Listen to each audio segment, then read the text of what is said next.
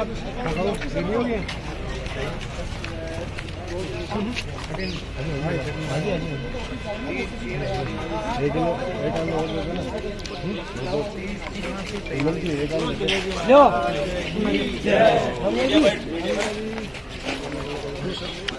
पहले तो परबेसर की जनता को मैं धन्यवाद देना चाहूँगा कि उन्हीं के आशीर्वाद से मेरा परिवार कभी राजनीति में नहीं रहा, लेकिन कांग्रेस पार्टी ने जब मुझे टिकट देकर यहाँ 2018 में भेजा तो परबेसर की जनता ने मुझे आशीर्वाद देकर विधानसभा में भेजा और पूरे 5 वर्ष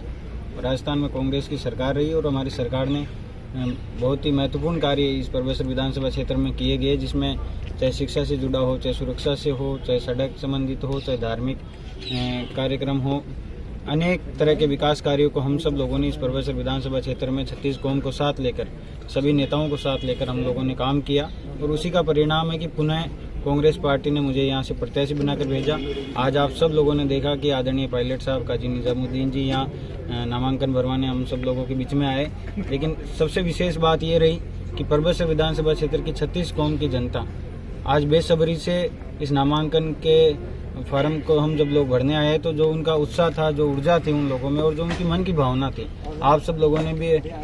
कई तरह से आप लोगों ने पूछा होगा, बातचीत भी की होगी, लोगों के अंदर जो चर्चा थी। तो विशेष रूप से मैं परबेसर की देवतुल्य जनता को धन्यवाद देना चाहूँगा कि उन्होंने आज एक ऐतिहासिक नामांकन जो रैली का आयोजन रखा गया, जिसमें हम सब लोगों ने आज इस नामांकन फॉर्म को भरा गया। और मैं तो पुनः परबेसर के 36 कौम के लोगों से यही आह्वान करना चाहूँगा कि पिछले 5 वर्षों में सुख शांति से शांति प्रिय रहकर इस परबेसर विधानसभा क्षेत्र के चहुमुखी विकास के लिए हम सब लोगों ने काम किया। आने वाले समय में भी हम सब लोग मिलकर एकजुट होकर सब लोगों को साथ लेकर इस परबेसर विधानसभा क्षेत्र में विकास के नए आयाम स्थापित करेंगे और आने वाली 25 तारीख तक हम सब लोगों को अपने बूथ पर कांग्रेस पार्टी के कार्यकर्ताओं को मजबूती से काम करना है, ताकि जिस तरह से भारतीय जनता पार्टी अपना भ्रामक प्रचार कर रही है, हम सब लोगों के बीच में एक साजिश के तहत लोगों को बांटने का प्रयास कर रही है, तो मैं परबेसर की जनता को, परबेसर के किसानों को, नौजवानों को, माताओं बहनों को यही कहना चाहूँगा कि जहाँ 2003 से 8 और 8 से 13 में जब इन लोगों का शासन रहा, उसके बाद 13 से 18 तक जो इनका शासन रहा, जो 8 से 18 तक इनका शासन रहा, उसका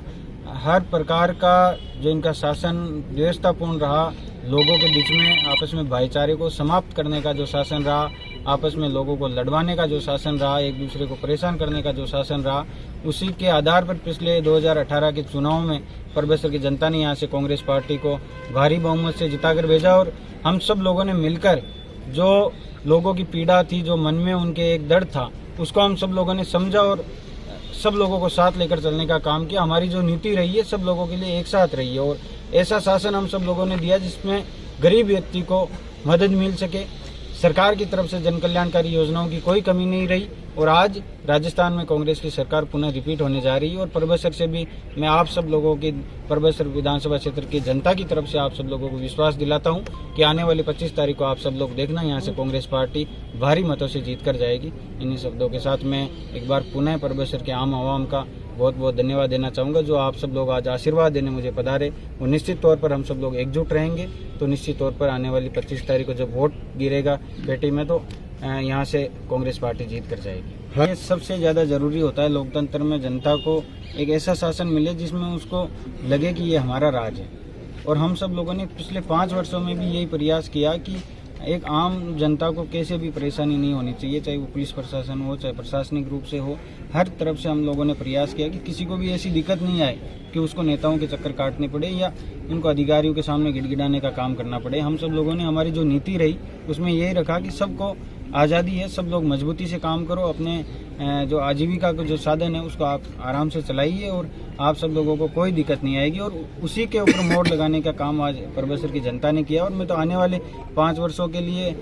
जनता अभी फैसला करेगी, जनता के बीच जब भी जाऊंगा। और मैंने तो हर बार हर मीटिंग में ये कहा है कि लोकतंत्र में एक ना एक दिन ऐसा आता है जब नेता को जनता के बीच में जाना पड़ता है, चाहे वो कितना ही बड़ा क्यों ना हो। और मैं विधानसभा क्षेत्र की जनता के बीच में जाकर ये कहा है कि ये मेरा रिपोर्ट कार्ड है, आप लोगों को नंबर देने और मेरी जो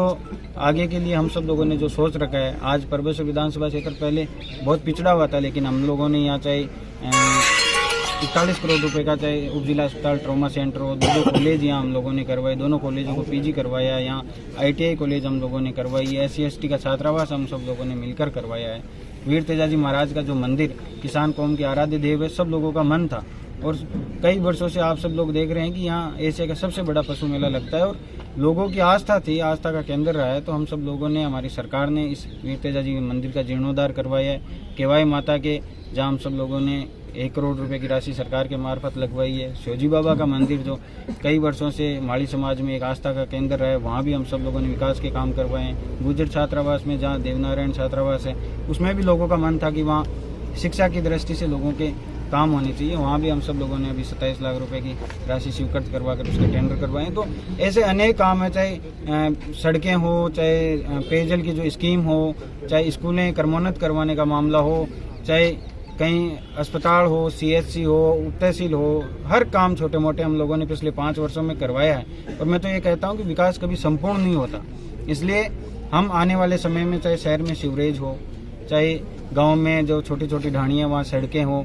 आज भी जहाँ कहीं पेयजल की व्यवस्था नहीं है वहाँ पेयजल की व्यवस्था करवाएं, जगह जगह उप तहसील या CHC हम लोग बनवाने का काम करेंगे। और सबसे बड़ा, राज्य में काम ज़्यादा कम चलते रहते हैं, लेकिन मेरी जो नीति है, मैं ये मानता हूँ कि परबतसर में एक आम आदमी को जब सुबह उठता है और शाम तक जब काम करके लौटता है, तो उसको जब सोने जाता है तो उसको जब वो आँख बंद करता है और उसके बाद उसको जब विचार आता है तो उसको लगता है कि हमारा शासन है, अगर कोई पीड़ा होगी तो हमारा विधायक है, हमारा राज है,